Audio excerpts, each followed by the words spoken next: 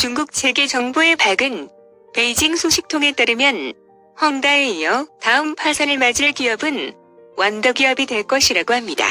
한때 슈퍼부자로 불린 부동산 재벌 완다그룹이 왕 회장은 무분별한 차익 경영에 인한 경영 악화로 완다그룹이 지게 된 최소 4천억 위안 원화로 68조 원의 부채를 해결해야 할 책임을 떠맡고 있습니다.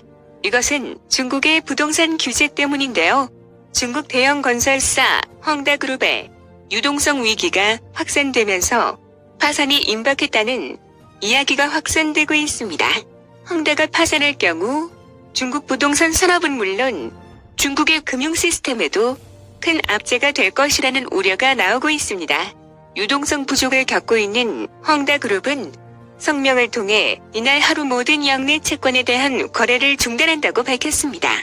이날 채권 거래 중단 조치는 헝다그룹에 대한 이단 신용등급 하향 조치와 맞물려 시장에서 헝다그룹의 파산설을 더욱 확산시키는 계기가 됐습니다. 세계 이목이 일제히 중국 부동산 규제에 대한 경고의 목소리를 내고 있는 건 초강력 규제로 인한 부작용 우려가 커지면서입니다. 중국 정부는 올 들어 주택은 투기가 아닌 거주를 위한 것이라는 슬로건을 내세우며 부동산 대출 고비를 바짝 조여왔고 대출 금리를 대폭 인상했을 뿐 아니라 은행별 부동산 대출 비중 상한제도 도입했습니다.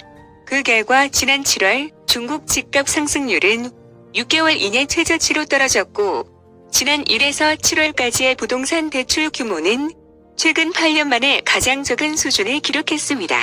일각에서는 완다나 헝다가 국유화되고 회장의 재산은 몰수될 가능성이 크다고 합니다. 이것은 정적인 상하이방의 돈줄을 끊는 것으로 시진핑의 큰 그림의 일환이라고 합니다.